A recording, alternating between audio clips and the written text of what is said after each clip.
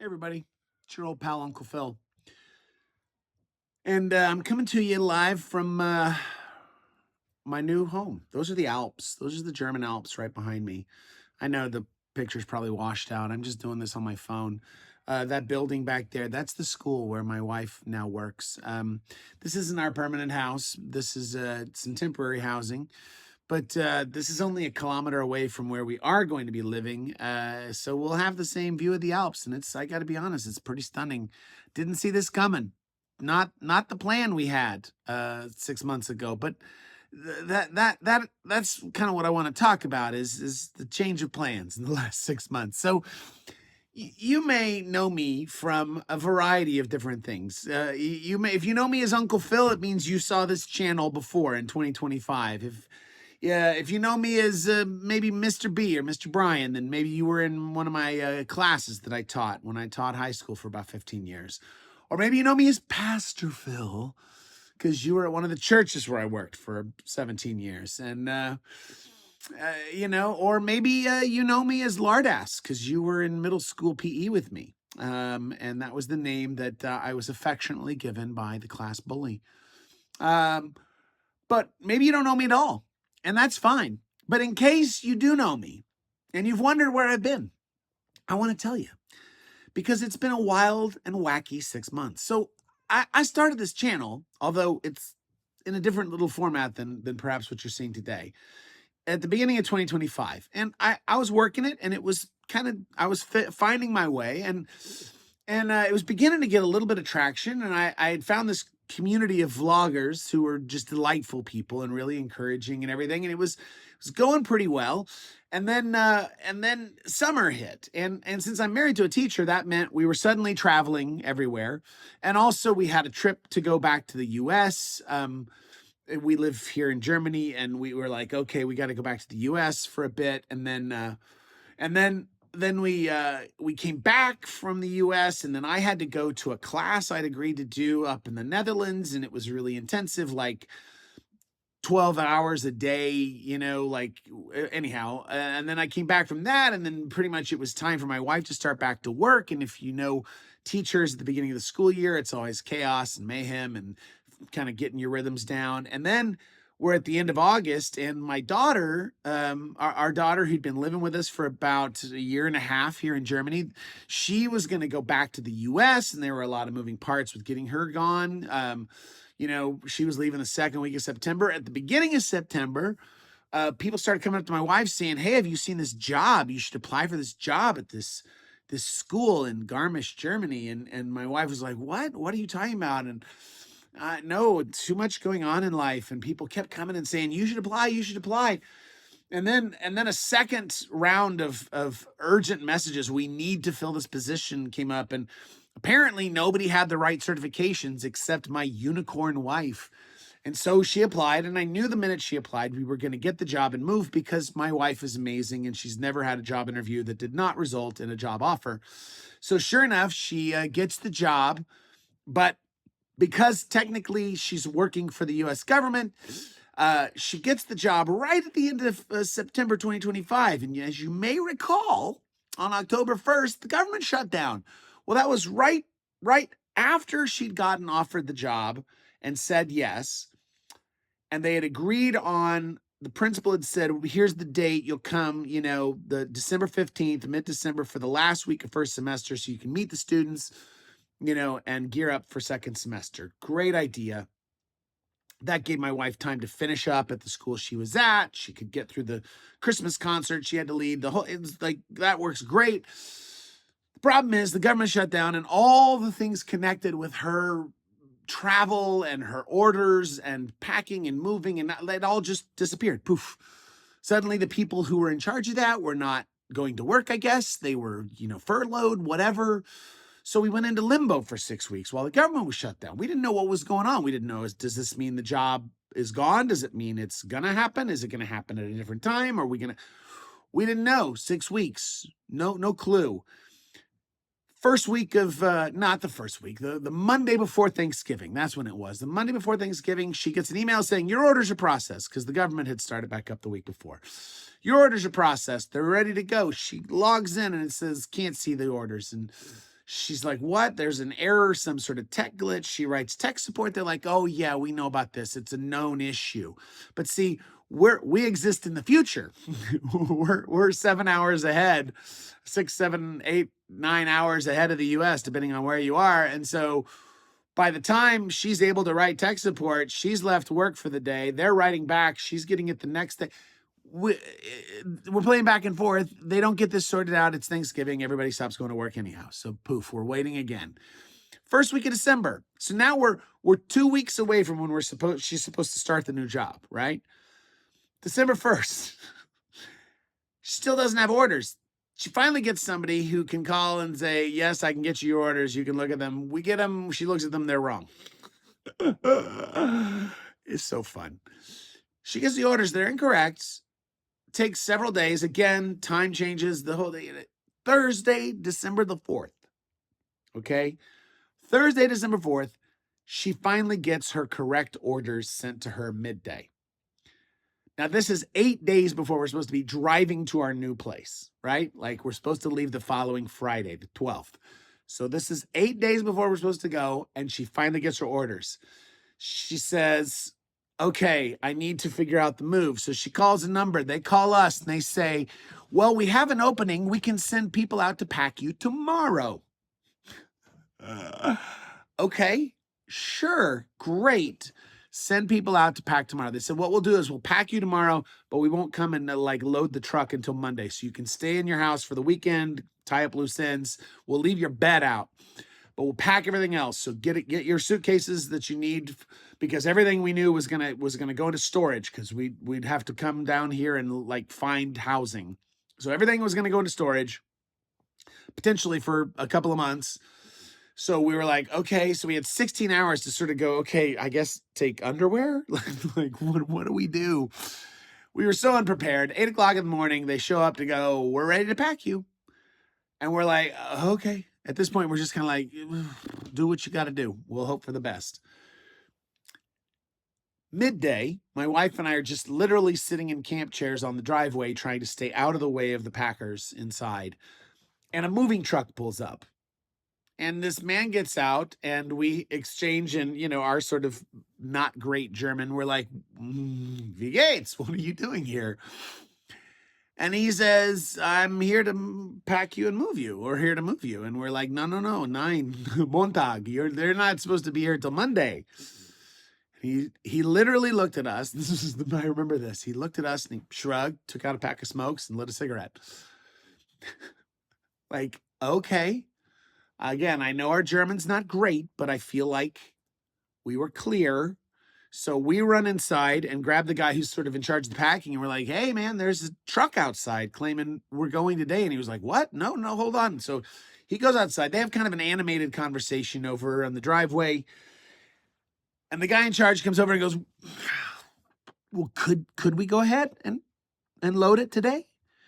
And we're like, man, based on what you told us, we lined up someplace to stay Monday. Like, we don't, he's like, okay. Like, he's like, tell you what, we'll still leave the bed, but we're going to load everything else. And then we'll bring the truck back out Monday just to get the bed. We're like, okay, great. Well, it becomes obvious over the next few hours as they're finishing the packing and loading that he's like, well, it sure would be great if we could take that bed with us. And we're like, okay. It's like, man, we'd have to do a whole separate trip out Monday from Freiburg. And we're like, ugh. We're like, take the bed. Take it. Mainly, I just didn't want my bed separated from everything. Like, I didn't want it going on a different truck. So then, like, when it comes out of storage, we somehow don't have a bed. We were like, just take it. Take it. So we went to a hotel. Then the next week we went over to our friend's house, and we're like, okay, we just got to get through the next 4 days, Monday through Thursday. We leave Friday. My wife has a concert to do in the middle of the week. We got to tie up loose ends with the utility company, with the base that we're at, we got a lot of things to handle. Tuesday, my wife calls me and says, the car's acting weird. I'm like, what? She says, there's a bunch of lights on the dash, and the car won't accelerate. And I'm like, what? So she brings the car home. The guy we're staying with, he has a code reader. We plug it in and we're like, okay, we look at the code and then we're like sleuthing. We're on Reddit and, anyhow. Finally, we're poking around and we figure out Tuesday night, oh, okay. A rodent ate through the wires in the car engine, ate through the wire on the air intake sensor, and it's thrown the entire car into what's called limp mode. Generated a bunch of error codes and like limp mode. Did you know cars have a limp mode? I did not know this. It's as bad as it sounds. So I start calling, again, I'm at a deficit here. My German's not great. So I'm calling the Volkswagen dealership that we bought the car from. I'm like, hey, woke up to a revolt in development. They're like, well, we don't have appointments for several weeks. So, we can put you. I'm like, no, you don't understand. We're supposed to leave. It's Wednesday. We're leaving Friday. And they're like, you can leave your car here and come back in a month and maybe. And I'm like, no. We got nobody. I'm calling dealerships. I'm calling far and wide. Nobody. Finally, I find this lovely angel of a German mechanic who says, I'm going to lunch right now, but come by in an hour and I'll fix it. Sure enough, he fixes it. And then I'm like paying him and I'm like so grateful. And I'm like, so what do I do to not have this happen again tonight? Because I know that I've now read a lot about martins and these rodents that we have there in the area, and that they like to come and they leave their scent. So they come back to feast again on your wiring. And he goes, well, do you have a cat or a really large dog? And I'm like, no, I don't have either of those. He's like, well, if you find somebody who does, rub their hair all over So I'm supposed to put dog hair, cat hair inside my engine compartment So I'm Googling what to do about this. And let me just tell you, that's a fun little, no pun intended, rabbit hole. Go check out what you should do. So I went to the store and I'm stuffing dryer sheets and Irish Spring soap, and I'm pouring Pine Sol and cayenne pepper. And I like it. All these things are supposed to be too strong of a smell for the poor rodent's nostrils, and they won't come back. Anyhow, we managed to drive away at the appointed time on the 12th to come down to our new city here in the Alps. And it's lovely. But we're not done, because Monday my wife has to go to work for a week. So she goes to work, and that same week we're trying to make appointments wherever we can to get the car re-registered, to get our new licenses, to get like everything's, you got a lot of moving parts. It's not quite the same as the US, and we've got the German side and the US, military side we're dealing with. We got a lot of things we're doing, and we're trying to get it all done before holiday week, because everybody's going to kind of shut down and disappear for 2 weeks. So we're like, we got to get some things done because it's the only shot we've got. And we're every minute's taken, man. I mean, it's just from morning to night trying to get everything done. And then we get to the end of the week, made it. Then our son comes into town, which is wonderful. We were able to piece together miles for him to fly in. He comes into town. Wonderful to see him. And we're like going to Christmas markets, but after a couple days, he's like, I don't feel so good. I don't feel good. I gotta stay home. And so he's conked out. He's hanging in there, but he's clearly not feeling good. And then a couple days later, my wife's like, I don't feel good. And then she starts going down for the count. A couple days later, I'm like, I don't feel so good. I don't know. And then we're to the end of the trip, and my son has to go home. He gets on a plane on the 1st. Second, there's preview of coming attractions. The second, everything opens back up, and we go to a pharmacy and we get a test, and guess what? We've got COVID. Yay! Son probably brought it, got it on the plane, brought it with him. We also in there because of the government shutdown, and and this being a ski resort town, when the government shut down, we didn't know exactly when we were arriving, so we couldn't book temporary housing, and everything was booked.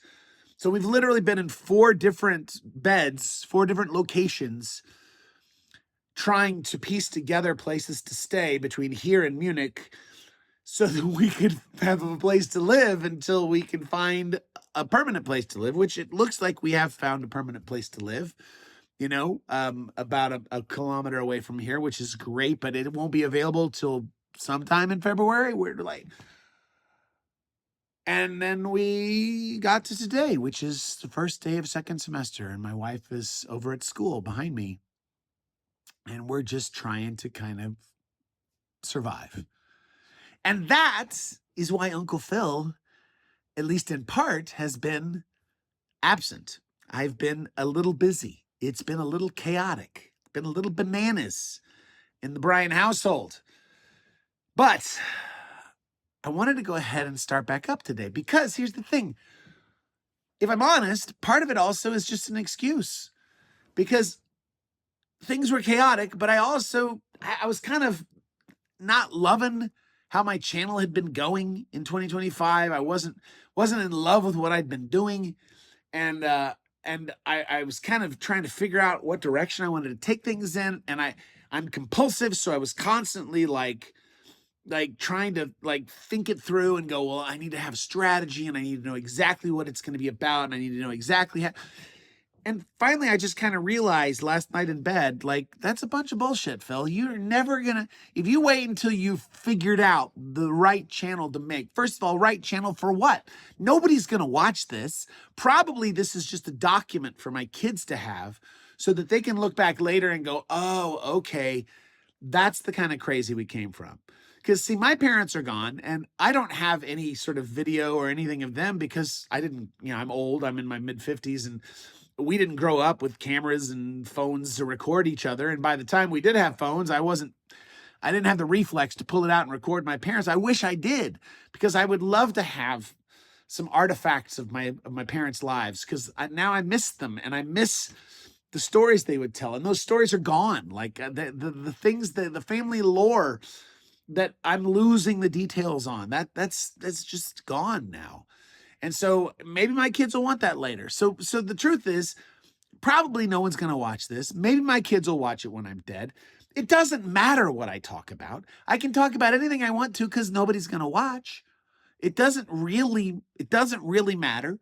It's just a chance for me to put something out there that maybe would be useful. I don't know. I've had a number of people, former students, people at churches where I worked, they said, put something out, Phil, put something out. And I've done different things. I did a podcast once. I wrote a book once. But it's like, well, why not? Got nothing else to do right now. Might as well do it. So I thought, well, what is it going to be about? What am I going to do? What am I going to talk about? And the truth is, this is where I came up with Uncle Phil's playlist.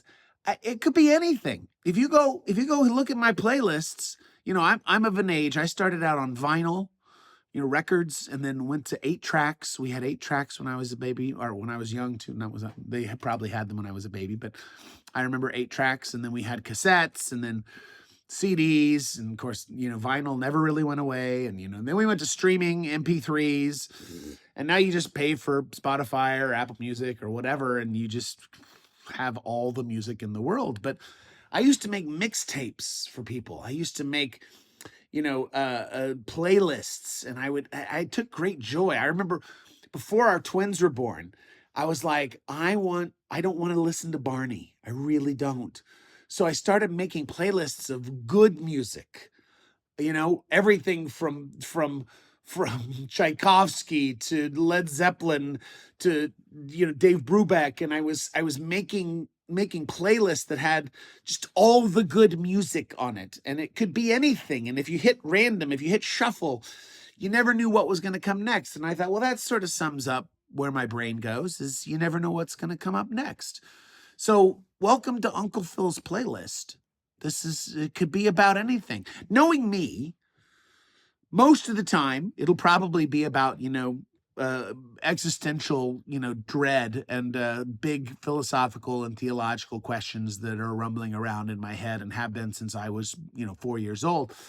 But it also could be about anything. But also, I wanted to kind of use it as an opportunity to just, in fact, make kind of a playlist, because this is what I find. My kids, I are, they both live back in the U.S. and they're in their 20s, and so we don't really communicate as much as we used to.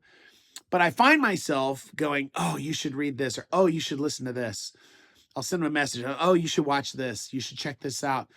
So, every time, if I can remember, every time I'm going to try to give you something you can listen to or watch or read or whatever and check out, and maybe you will find it enriching. If nothing else, maybe me talking pisses you off, but maybe the thing I recommend you'll like. So today's recommendation, because this is sort of a homecoming of sorts for me. I'm coming back to my channel, and I'm just trying to kind of be myself and get some ideas across. So the thing I want you to have today is a song called Home is Where You Get Across.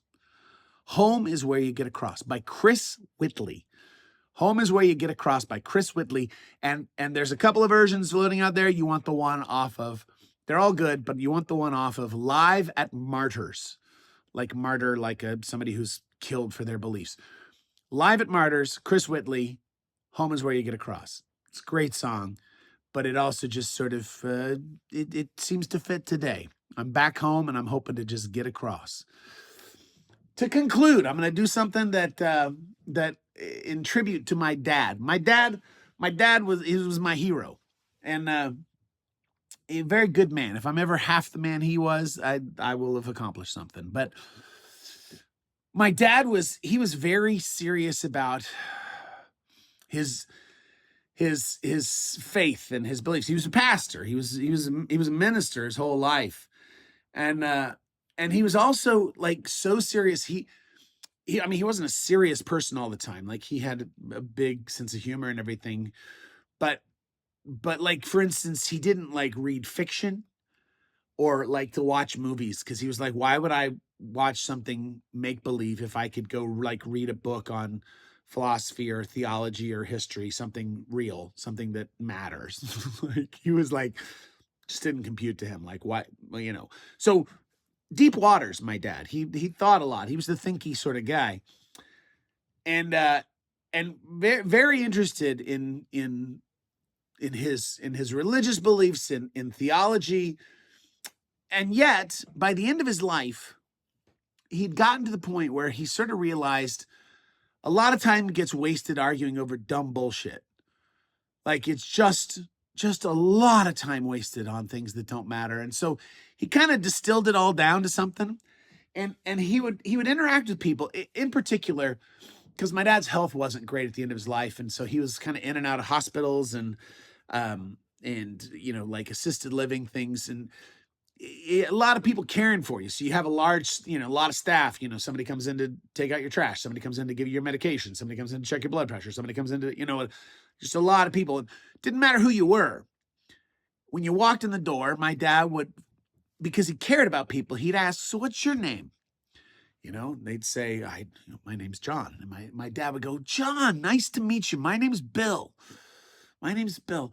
Hey, John, I just want to ask you something." My dad would say. He'd say, "John, do you know that God loves you no matter what? That he loves you just the way you are, no matter what?" Now, this would usually elicit one of two responses. One was somebody would say, "Yes, I know that." And he'd go, "Oh, isn't it wonderful? You know Jesus too? Isn't that great?" Another response would be a person going, like they're thinking, "Oh shit, I got a live one here. This guy's a cuckoo." They'd go, and my dad would go, "It's okay, John. I just wanted to make sure that somebody told you that. I just want to make sure somebody told you that no matter what, God loves you just the way you are. Okay, buddy? Just wanted you to know that." So, in honor of Bill Bryan, my dad, hey, everybody, do you know God loves you no matter what? Jesus loves you no matter what, period, full stop, just the way you are.